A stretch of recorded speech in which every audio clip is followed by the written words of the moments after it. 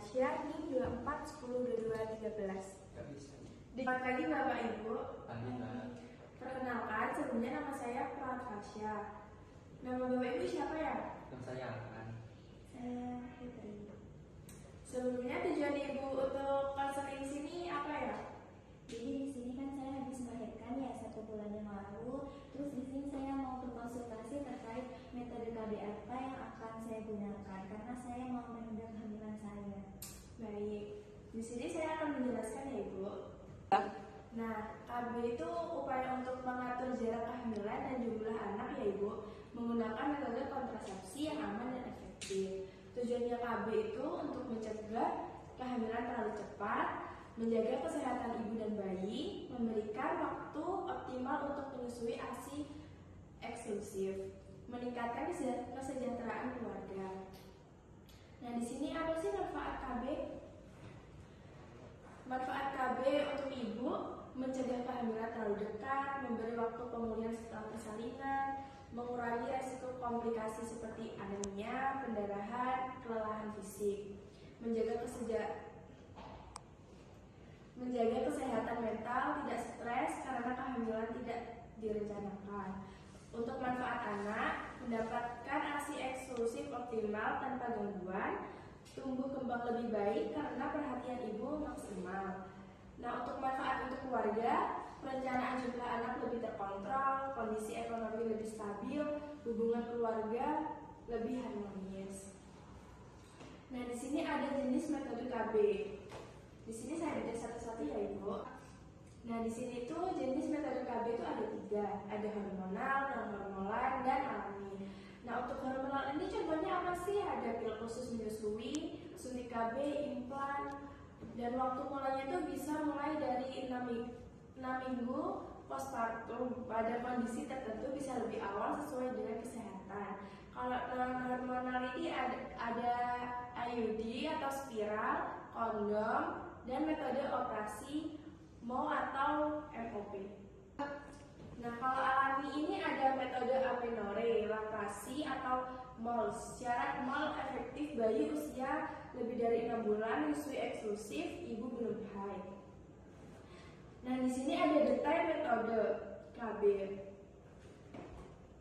Nah, yang pertama itu ada pil KB dan cara kerjanya ini menghambat ovulasi dan mengentalkan lendir serviks. Dan keuntungannya ini aman untuk ASI, mudah digunakan, dan efektif jika diminum teratur. Dan kekurangannya harus diminum rutin setiap hari. Nah, yang kedua ini ada suntik KB.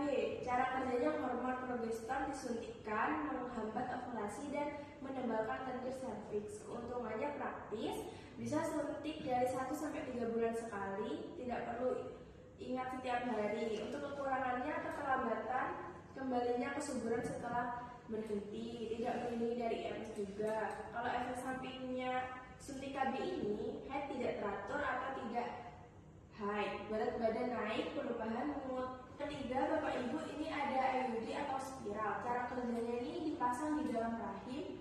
Ada 2 jenis ini Bu, ada tembaga dan hormonal. Kalau tembaga ini menggunakan pergerakan sperma. Kalau hormonal menebalkan lendir serviks dan menipiskan endometrium. Kalau keuntungannya dari IUD ini efektif jangka panjang, bisa sampai 5-10 bulan. Tidak perlu diingat setiap hari, dan untuk kekurangannya dipasang oleh tenaga kesehatan, bisa terasa tidak nyaman di awal. Dan efek sampingnya ini nyeri pada saat awal pemasangan dan lebih banyak perdarahan. Dan di sini ada pemilihan KB aman untuk ibu. Kan ibu tadi tanya kan, KB yang cocok buat ibu apa?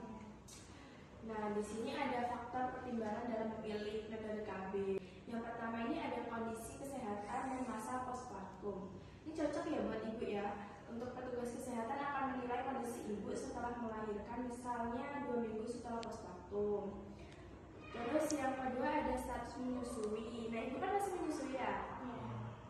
Karena ibu sedang menyusui, pilih metode KB yang tidak mengurangi produksi ASI. Metode yang aman itu IUD, implan, suntik progestin, pil khusus menyusui atau MAM. Yang ketiga ini ada kekhawatiran terhadap efek samping. Jika ibu takut KB dapat mengurangi ASI atau menyebabkan efek tertentu, sampaikan kepada tugas kesehatan ya Bu. Nah sebelumnya Bapak sama Ibu pernah mendengar nggak mitos kalau KB ini bisa mengurangi ASI nih? Ibu pernah dengar nggak? Nah di sini ada faktor pertimbangan dalam memilih metode KB.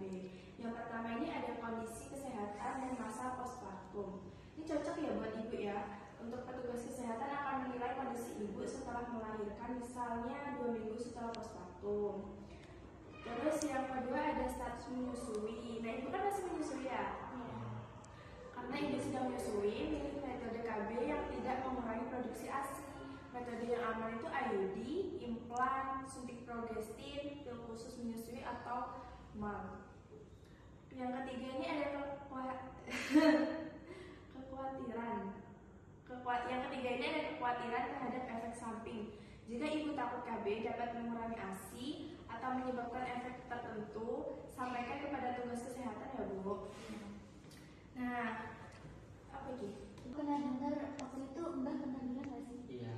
Oh, Mbaknya pernah bilang ya. Dari sini saya akan menjelaskan ya. Sebenarnya faktanya itu tidak semua metode KB ini mengurangi ASI ya Bapak Ibu. Ada banyak pilihan KB yang aman untuk ibu menyusui dan tidak mempengaruhi ke produksi ASI. Produksi ASI ini dipengaruhi oleh hormon prolaktin dari isapan bayi, bukan semata-mata karena penggunaan KB. Beberapa metode KB justru tidak mengganggu hormon menyusui sehingga ASI tetap lancar. Jadi ibu tenang aja ya. Nah, KB yang aman untuk ibu menyusui ini ada IUD atau spiral, tidak mengandung hormon, tidak mempengaruhi ASI. Terus ada implan, hormon progestin, aman untuk ASI, dan ada lagi untuk suntik KB 3 bulan, tidak menurunkan produksi ASI. Dan ada juga pil khusus menyusui, aman jika digunakan sesuai anjuran. Nah, setelah saya edukasi, saya ingin melihat pemahaman Bapak dan Ibu. Apa sih KB itu? KB itu untuk upaya untuk mencegah jarak kehamilan. Nah, setelah saya edukasi tadi, keputusan Ibu untuk mengambil KB apa?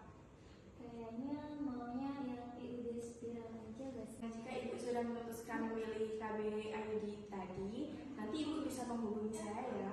Ya. Terima kasih untuk pertemuan hari ini. Mungkin ada yang ditanyakan lagi, Bu? Cukup ya? Cukup. Baik.